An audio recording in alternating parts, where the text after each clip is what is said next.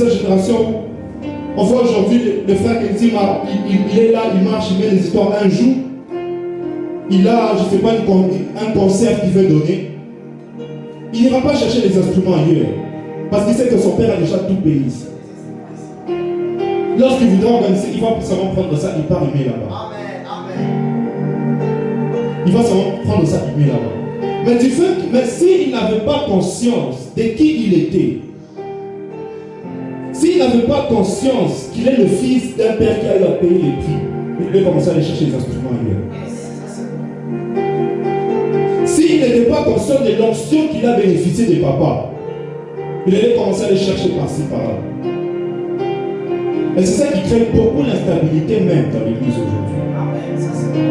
Parce que lorsque Dieu vous a placé sous l'autorité d'un père, c'est parce qu'il sait que d'abord pour vous, pour votre parcours, j'ai prévu ça, ça, ça et ça. Et la personne que j'ai mise sur vous, c'est de cette personne-là que doit découler ces choses. C'est pour ça que papa nous a dit que c'est impossible d'avoir des serviteurs qui n'ont pas des lignées précises. Ils n'ont pas de lignées précises. On te demande ce qu'est ton père, tu ne sais pas. Tu dis, ah aujourd'hui c'est elle, demain c'est elle, demain c'est elle.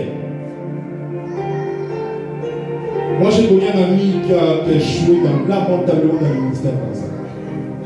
À peine il s'est converti, tantôt génération jeune, tantôt tel pas. Un jour il s'est réveillé, il s'est dit, ok, moi aussi je vais maintenant créer pour moi. Je vais créer mon propre ministère. Il s'élève comme ça, avec toute la famille à la parce que c'était un grand païen avant. Et vous savez la joie qu'il y a dans les familles lorsque on voit les garçons qui buvaient avant de sortir avec des filles lorsqu'ils se répondent. Là c'est toute la famille qui est derrière toi. Là tu deviens le Moutounichi, donc là on te respecte même. Les parents achètent les micros, les parents prennent les chaises, ils mettent dehors là-bas la chair. On a tout mis. On a tout mis. Il a commencé à réfléchir. Envoyer les photos, envoyer. Et je peux vous dire aujourd'hui, en à peine 2 mois, on ne voit même plus, même les, ça s'appelle comme la bâche. Même la bâche, on ne sait plus où ça se trouve. Même la bâche, on ne sait plus où ça se trouve, je vous dis. Aujourd'hui, il est parti en Chypre, il étudie. Sur son Instagram, il porte seulement les photos des hommes en fait, il y a tel c'est mon père, tel c'est mon père. Parce qu'il n'avait pas compris une chose.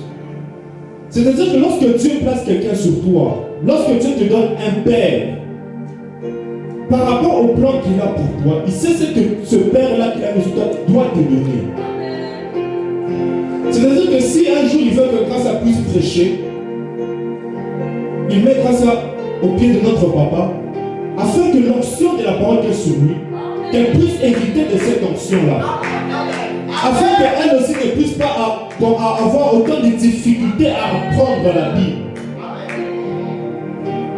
Mais si grâce à elle n'a pas conscience de ça, elle risque de passer des journées à faire comme lui, commencer à aller là-bas, par-ci, par-là, et chercher à apprendre, écouter des prédications par-ci, par-là, commencer à écouter des messages, comment faire ça, comment faire ci.